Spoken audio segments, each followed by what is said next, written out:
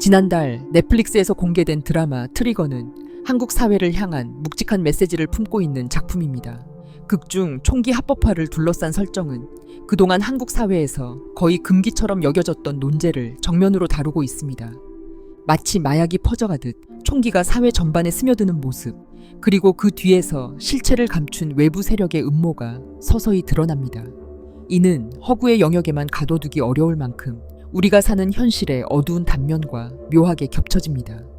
특히 악역으로 연기한 김영광의 캐릭터 문백은 여러 상징성으로 가득 차 있습니다. 어린 시절 범죄로 한쪽 눈을 잃은 그는 백인계 조직으로부터 푸른 눈을 새로운 선물로 받는 설정을 지닙니다. 이는 백인 엘리트의 영향력과 통제 체계를 암시하는 듯합니다. 그의 서로 다른 눈동자, 한쪽은 브라운, 다른 한쪽은 블루. 이는 전시안을 상징하는 동시에 동서양의 조화 혹은 유대인의 상징으로도 해석할 수 있습니다. 더불어 그의 헤어스타일은 사자를 연상시키고 가슴에 새겨진 태양 문신은 레굴루스이자 물병자리 시대의 상징으로 받아들여집니다.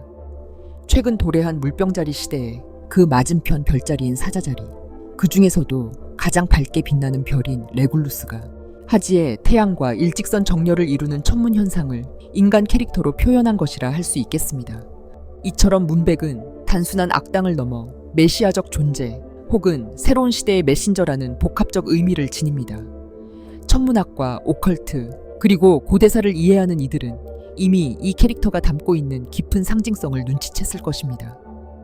극중에는 계엄령 선포, 비트코인 폭락 등 시사적인 디테일이 곳곳에 포함되어 있습니다. 이는 단순히 흥미를 유발하기 위한 장치가 아니라 사회적 불안이 증폭되고 통제 강화로 이어질 미래 청사진을 은밀히 비추는 장면들입니다. 이러한 요소들이 넷플릭스 자체에서 제작되는 작품들의 특징이라면 특징이라 할 수 있겠습니다.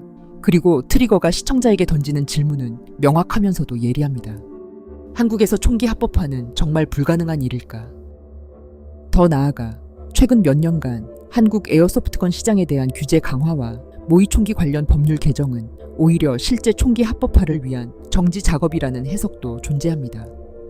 정부가 통제를 위해 장벽을 높이는 동시에 일정한 여론 환경을 조성해 나가고 있다는 분석입니다.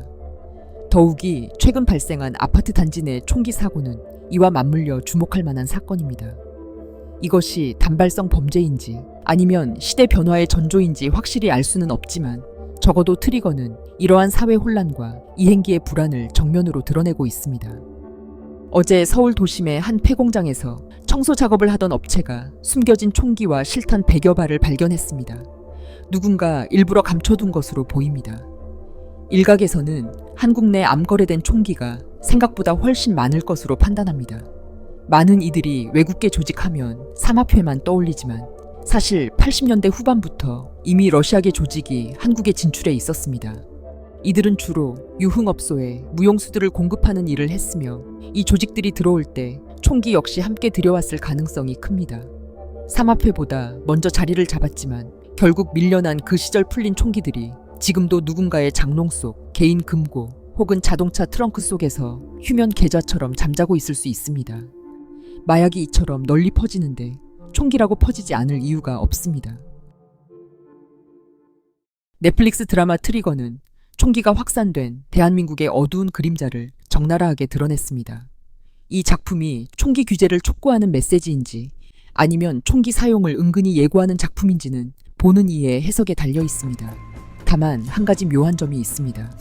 드라마 방영 직후부터 총기 관련 보도가 우후죽순 쏟아지고 있다는 사실입니다. 이것이 과연 우연일까요? 아니면 누군가가 이미 현실판 시즌2를 준비하고 있는 것일까요? 만약 한국 사회에서 총기가 합법화된다면 결과는 둘 중 하나일 것입니다. 동남아나 중남미처럼 무법지대가 되어 아수라장으로 변하거나 아니면 정부의 철저한 단속 아래 총기가 관리되는 미국과 같은 체제로 가는 것입니다. 그러나 미국 역시 총기 문제에서 자유롭지 않습니다. 다민족 국가의 특징 중 하나는 범죄 증가와 치안 불안이며 여기에 총기까지 확산된다면 미래는 더욱 어두워질 수밖에 없습니다. 만약 다민족 사회로 가는 흐름이 불가피하다면 우리는 싱가포르처럼 총기 없는 다민족 국가 모델을 지향해야 합니다. 그것이 치안과 사회 안정성을 유지하는 최소한의 안전장치이기 때문입니다. 시청해주셔서 감사합니다.